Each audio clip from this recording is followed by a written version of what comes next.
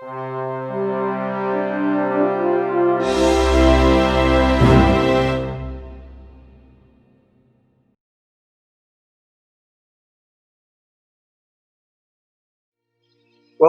to the Ad Astra podcast. Today we have with us Maria Sorokina.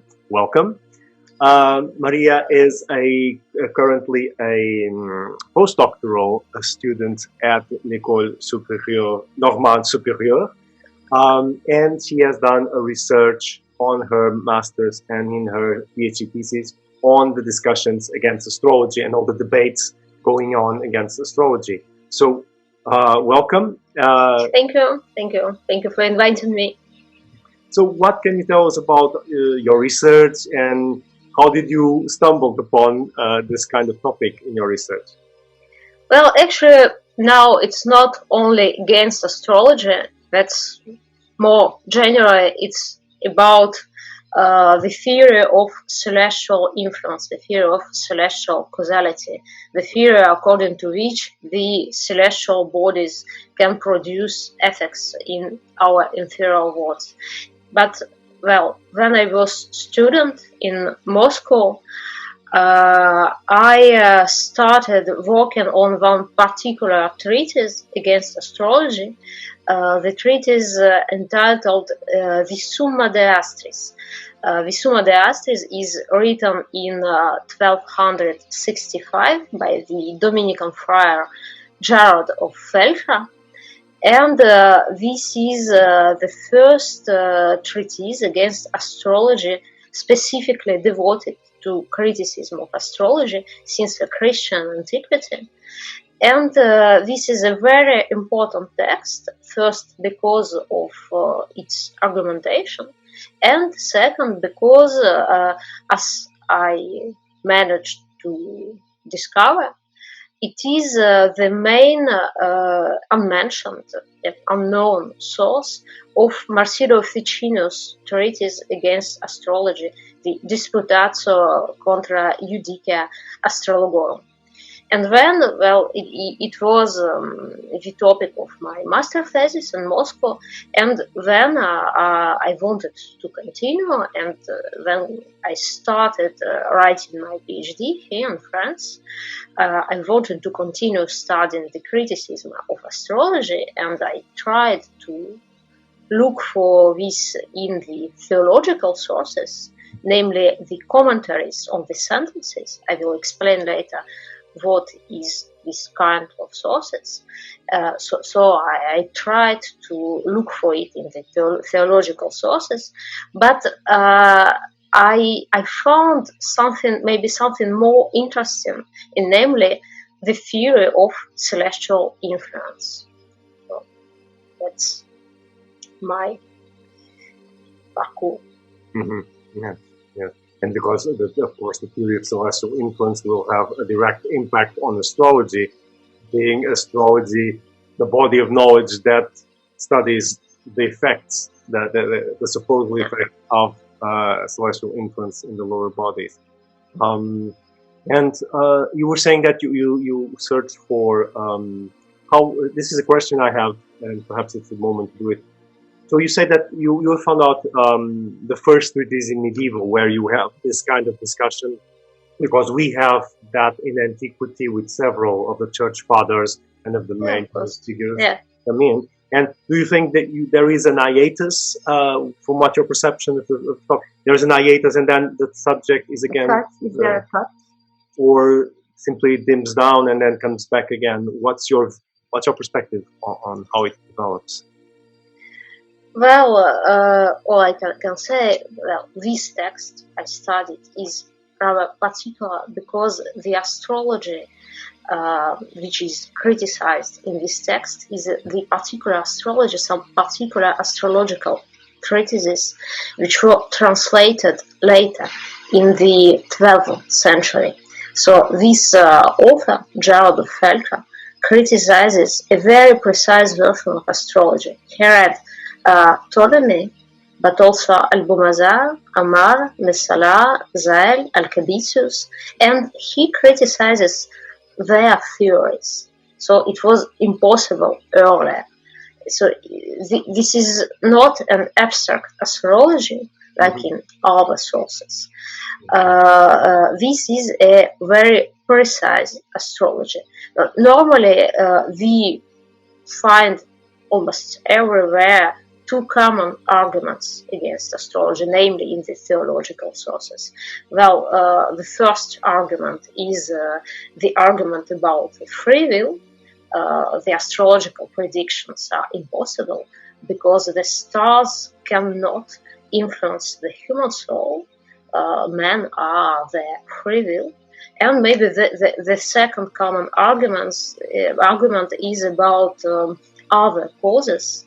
The stars are only remote causes of event, but there are other causes, the elements of the mixed bodies. And for foreseeing the future, we should know all the causes. So the astrological predictions cannot be certain. But all of us, we all know that the astrologers are not so fatalistic.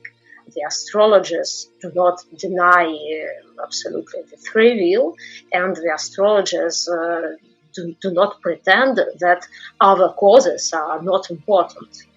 And which is different in this text, in the Summa de Astris, he criticizes, namely, Ptolemy, Albumazar, and others with their texts, and not an abstract astrology which does not exist. That is interesting because he criticizes specifically Ptolemy. But for instance, Ptolemy, if I remember him correctly, he says exactly what you said, that Yes. astrology is not the only cause, and Yes, there yes. are probabilities and not a certainty. Yeah. So how does he criticize, for instance, Ptolemy? That is fresh in my mind at this point. Well, actually, his main idea is the lack of rational basis of astrology. For him, astrology does not work because all the rules of astrology, all the techniques are irrational. There is no rational basis. Well, let's say he has maybe three different ideas. First, the astrologers disagree very often, every time, with one another. There are too many discussions. For instance, Ptolemy is criticized by Albumazar. Another idea, the rules are absurd. For instance, he criticizes the theory of domiciles. Just one example, he says, well, for the astrologers, the domicile of Mars is Scorpio, but the Mars is a planet who is hot and dry. Oh, I see. And the Scorpio is humid and cold. So there is a conflict, and the union is impossible. The Mars cannot be the strongest in this sun. Is the contrary? Is not logical. Is absurd. So for him, logic would be that there had to be a similarity between the signs. Yes. So that is not the rule. That is not the rule for domiciles. But anyway, he was not aware of that. Yeah. Yeah, or he was, and or he was arguing and ignored, that the rule was not. Yeah, but that's logic. very interesting because he was being very specific, and he was going to the real inside, not only the discussion about influence or free will, which are more logical point of view. This is very much into the technique. Okay. And then years and years later, that's exactly the same argument in Marsilio Ficino's treatise, who borrowed actually the half of the Summa de Astris, and we found the same argument and other arguments about other planets and other zodiacal signs. And then other idea, the third main idea, let's say, Gérard de Feltre says the astrologers talk of similarity, not of causes. For instance, there is an example with the theory of houses. The first house of the horoscopes means the life. Well, why it means the life? Because of the similarity. In this first house of the horoscope, the stars appear from the darkness. It's near the horizon, so they appear from the darkness to the light, just like a newborn child who leaves the darkness of his mother's womb for the light of the light. And so here Gérard de Feltre objects. He says, well, it is the similarity, but it is not the cause. We have also a similarity between a man and a goose. A man has 2 legs and the goose also has 2 legs, but we cannot say a man signifies a goose or a goose influences a man. We should distinguish the cause and the similarity. And that's the same argument in Ficino's text, but well, he speaks of not of a man and a goose, but it's a lion and a deer in Ficino's text. Okay, I see it was like a precursor of positivism. Yes, it's interesting because you're going to see a lot of this. We see this in the 18th century. And even earlier, I'm seeing this, I'm currently researching the 16th, 17th century, that tradition, that transition, and we see these arguments already in place by then. So they're coming from an older tradition, where they're already trying not only to have the religious argument, but also to try to deconstruct the logic, the inner logic of astrology to what is rational and is not rational. I don't know if they actually read anything, because this is something that can be easily deconstructed. Yeah, that's one of the questions I was. Because then we have, it's interesting because we do have these argumentations, but there is always a counter argumentation of astrologers. Even before this. That is so interesting because, for instance, Ptolemy already defended his writings from this sort of. And he provided a rationale, whether you agree or not, but he provided like reasons, scientific reasons for this.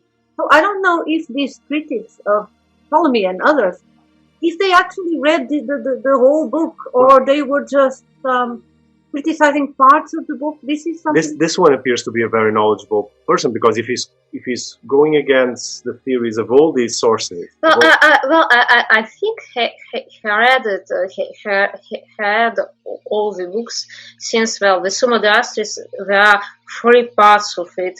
The first part is about astronomy, the second is about astrology, and only the third part, the most interesting, is about the criticism.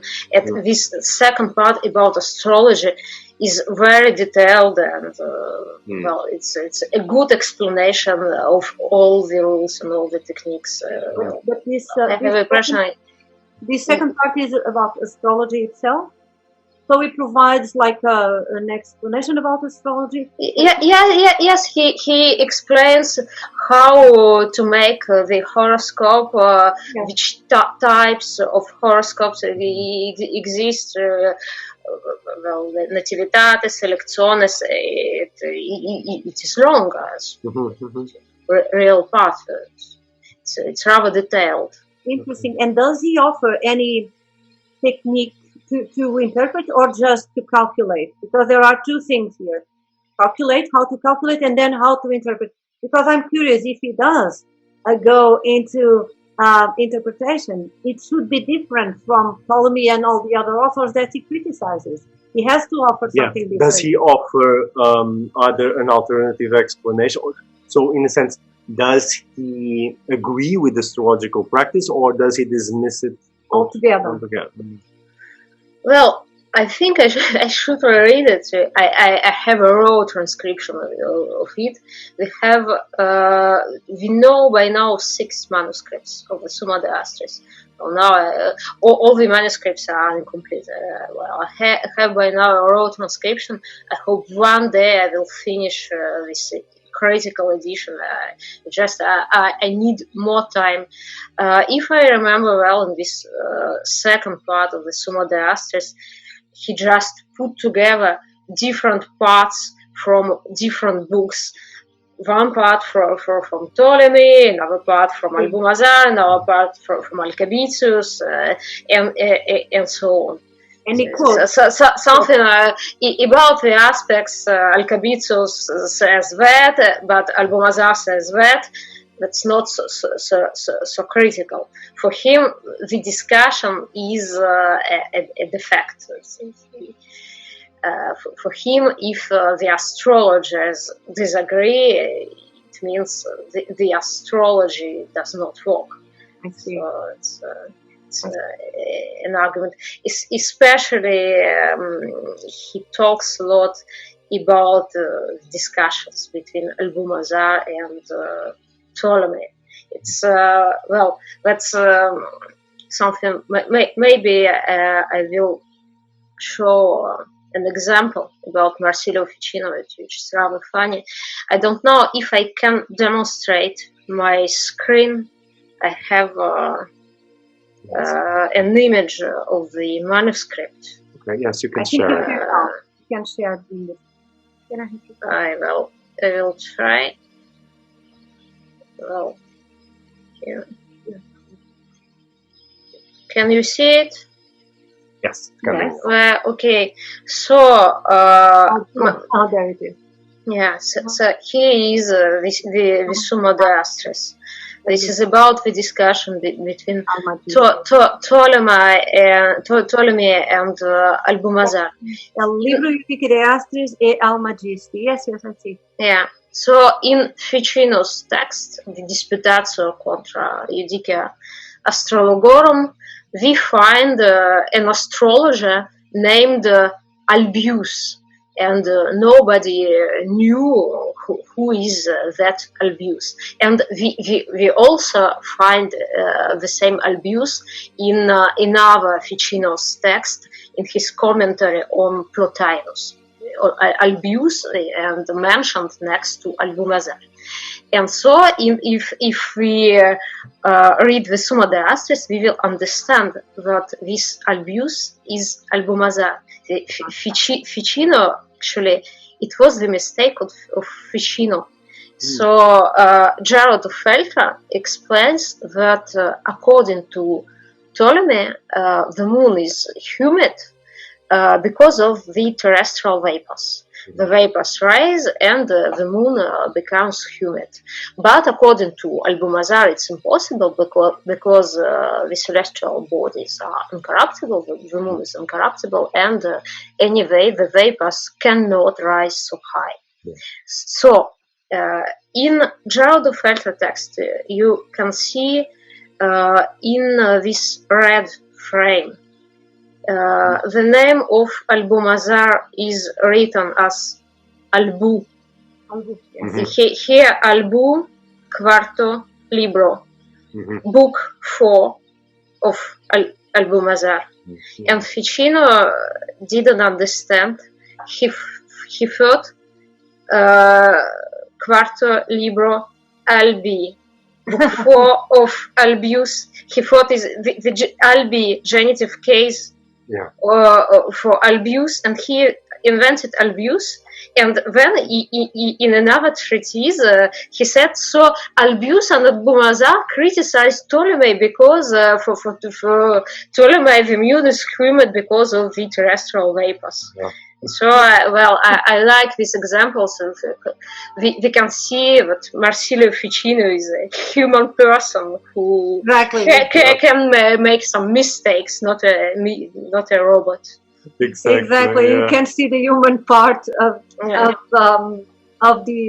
authors that we normally think of them like almost as abstractions. Yes, yeah, it's so funny. And but this is very interesting because, well, first of all, I hope you get the time to edit the complete text, not only one part, because I think if I edit it, I will edit it completely. Yeah. That would be very interesting for comparison. Yeah, I think the first part about astronomy, that's rather a paraphrase from Sacrobosco. Then the second part is a mix from Ptolemy, Albumazar, and Alcalvitius, and maybe some elements from Zael too. And then, well, the third part is. The interesting thing is that he's collecting from Ptolemy, for instance, and the others. And normally what we have and what we find in the late Middle Ages is like Ptolemy on one side and the Arabs on the other side. Because Ptolemy was apparently was more like a geographer than an astrologer. And he was like a collector of information. And actually, there's a lot of things in Ptolemy, although he tries to be very rational in the way he presents astrology, but there's a lot of things in Ptolemy that you don't find not in later Arabic authors, not even in contemporary authors from Ptolemy. So he's kind of the odd one. So it is interesting that they compare them and they see contradictions, because there are contradictions. And this would remain, this kind of tension between Ptolemy and the others, specifically Ptolemy and the Arabic authors, and this will remain until the end of the Middle Ages. By the 15th century, some authors, or most of them, they were like returning to Ptolemy, because it's the purity of Greek knowledge. And actually, Ptolemy was non-typical, an atypical astrologer, because he was probably just someone that was collecting information. Yeah, so there is that point. And it was totally interesting, because this kind of argumentation, then later with Ficino, Pico, De La Mirando, and all that line of critics, of which this apparently is one of the roots, or the root itself, will shape how astrology is practiced, especially in 16th and 17th century. All of the changes we see in the technical aspects of astrology are most of the time caused by these critiques and this considering of certain parts of astrology which are irrational or are not according to natural philosophy. So that's quite interesting. Also, these are very scientific objections, which is very interesting. I was wondering, do you have an idea of the circulation of this text? Because Ficino knew it, certainly, but do you have... Is he quoted by other authors? I try to understand it, but by now, well, no idea. As I said, 6 manuscripts, all incomplete. 3 Italian manuscripts, 1 in Poland, 1 in England, and another one in Germany. I don't remember. No, 4 in Italy, and 1 in Poland, and in England. I don't know which manuscript Ficino could use, but this is the research to do. Yes. Because there is some circulation. But yes, it's certain, but I've never seen this type of arguments or the quotations from these texts in other medieval sources. Well, I do not know if there are some medieval or Renaissance authors who mention explicitly Gérard de Feltre and his texts in their works. Ficino does not mention him. He just borrowed half of it without mentioning it. So I hope when I edit it, we will see it clear. That's why it's so important to prepare this edition. Because the text, it seems that the text is important, but it is. We know nothing about the diffusion. Yeah, it is important to have this text and have a good idea, because we were just discussing this another day, which is we don't have a clear history of the refutations of astrology. Yes. Well, and neither the refutations nor the defenses, because there is a dialogue, continuous dialogue between critics and the defenders, and there's still to be done, and this is a huge contribution. I agree. Yeah. So we have a lineage of this discussion, of this type of argumentation. And apparently this book is crucial because it's very early, and it's probably one of the main sources for all the other, I mean, apart from the argument of influence and the argument of determinism, this is the scientific source of scientific refutation, so to say. So I think this is very important. I hope you have time for the hope too. It's always a lot of work to do that kind of work with. And then it would be interesting to see if someone refutes, because I know there are 14th century defenses of astrology. Philip Nothoff just mentioned to us something like a defense of horary astrology interrogations. So there are people writing, because normally we have the idea that in the Middle Ages they were not really very worried about this, but apparently they are, and there are reasons to be worried. So there are some defenses. So if we could put everything together, the criticisms and then the replies, the refutation and the criticism again, that would be really interesting. Just the history of this discussion. To have a good idea of how this unfolds through time. Yes. Well, it is. It's up to you. It's a project. It's an idea that it stays. And your current research, how are you going to approach now? What are your plans, your research plans for the future? Well, now I've almost finished reading the proofs of my book. Actually, it's my PhD. It's about the celestial influence according to the theologians. These commentaries on the Sentences of Peter Lombard. Well, you know, the Sentences are a medieval textbook in theology written in the 12th century. And it was so popular that in the 13th century, at least in Paris, it was mandatory to write, to produce a commentary on the Sentences for becoming a master of theology. Well, at least in Paris, but we also have the commentaries on the Sentences from Oxford, from some Italian cities, from Germany, and so on. And the Sentences is a huge compilation of the passages, well, to make it simpler, of the passages from the works of the Fathers of Church on all the topics, on the Trinity, on the creation and the creature, on the eschatology, on the doctrine of science, on the nature of Christ, and so on. And so there are the questions on the creation and on the creation of celestial world. And so from the 13th century, a young bachelor who wanted to become a master of theology had to comment the Sentences, had to explain difficult passages of the Sentences to his students, or rather he had to answer the questions inspired by this text.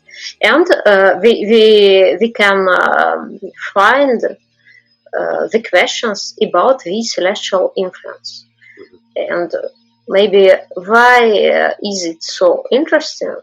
Of course, we can find the reasonings about the celestial influence in other sources.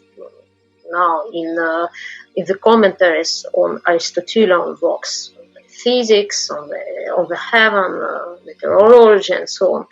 But it is interesting. It is particularly interesting for me in the commentaries on the Sentences, because this theory of celestial influence is twofold. On one hand, they talk of ordinary celestial influence. Let's say ordinary celestial influence, the influence of astronomical celestial body, stars, planets, adopts normal influence. And on the other hand, they describe something I called the extraordinary celestial influence, the influence of atypical celestial bodies, or let's say theological celestial bodies, the celestial bodies whose existence derived from faith, not from science.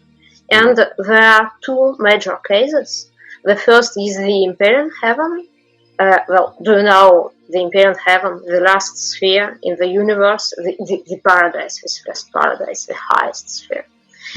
The function of this Empyrean heaven is not astronomical, but theological, is the dwelling place of angels and of blessed men.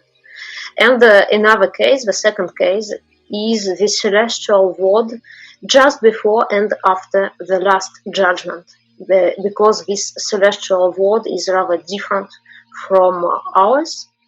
The celestial light should increase and the celestial motion will cease. And well, the question is, the celestial influence, will it survive?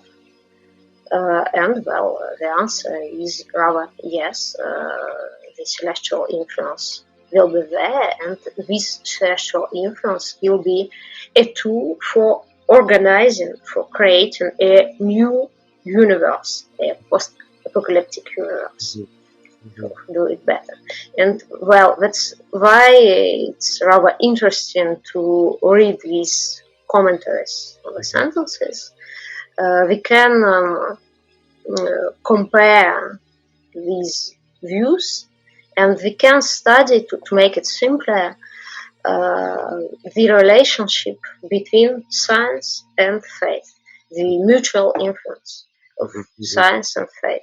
So they ask the scientific questions, like a question of influence, the scientific questions on theological realms, as the Empyrean heaven. But if they want to attribute an influence to these atypical celestial bodies, they have to review the general theory of celestial influence.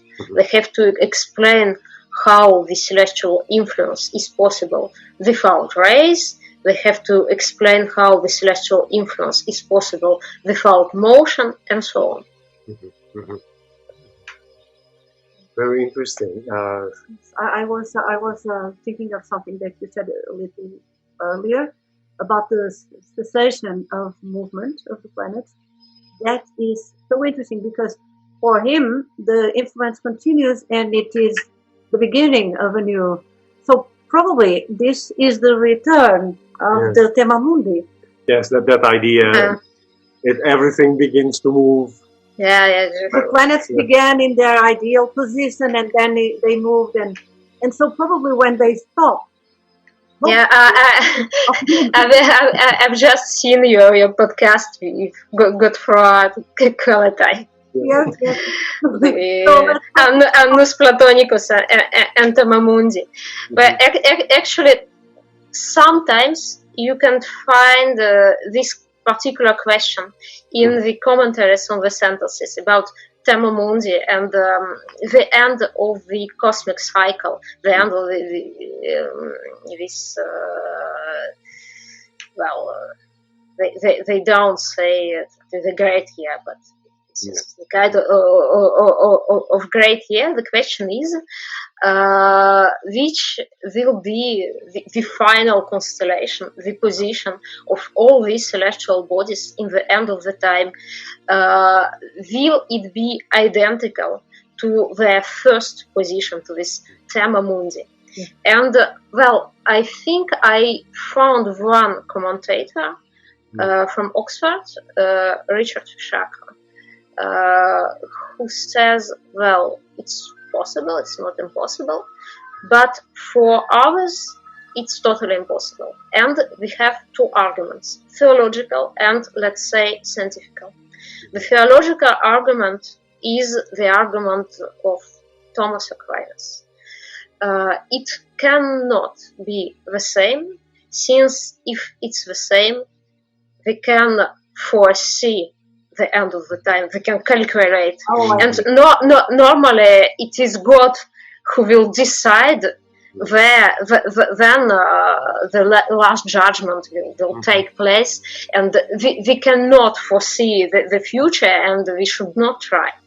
So that's not the same constellation.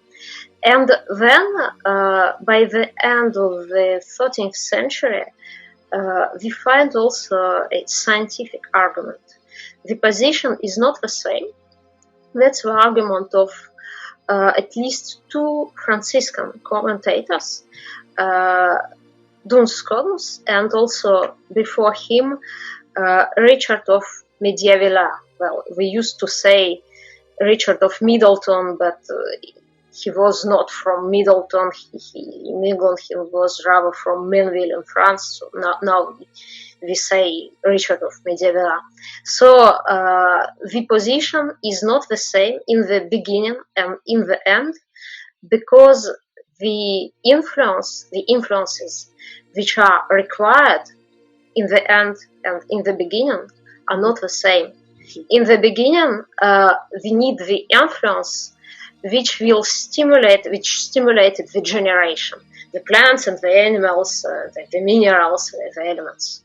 And in the end of the time, we need another type of influence. Either the influence which will preserve this world, the new world, in this world nothing happens.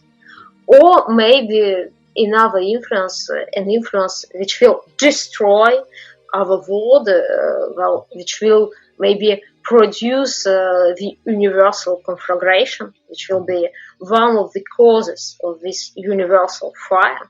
But this is about corruption, this is not about generation. So the position cannot be identical to the Thema Mundi, it cannot be the same. We shouldn't be so lucky. And just what you just said, the universal conflagration and the fire, that's so stoic. It's such a stoic note, such a stoic undertone on this, because the Stoics had exactly the same idea, that the cycles would go and then it will just conflagrate in fire. It's interesting to see these ideas in one form or another keep on the background and are feeding these discussions and these debates even within the Christian concept. Yes, and then they appear in different shapes and different cultures, but they are still there. And we can spot them. That's so interesting. Well, for them, of course, they mention only some Christian sources, the medieval exegesis, but well, the idea is still there, of course. The idea is there. Yeah. Well, these two were very good scientific arguments. We cannot predict, and the influence cannot be the same, because the first one was to create, and this one was or to preserve or really to destroy. So it cannot be the same. So we will not get the Thema Mundi again. Well, not yet, but soon, because it's another argument. It's the same Richard of Mediavilla who says, well, the great here, that's too much. It makes 36. That's too. We are in the end of the time already, so it's impossible. So it's enough. A matter of chronology, of counting things in their own way. Yeah, that's quite good. Yeah, and you said your book will appear. We're looking forward to read it, of course. Next, in the end of the year or the beginning of next year. Yeah? Yes, I hope.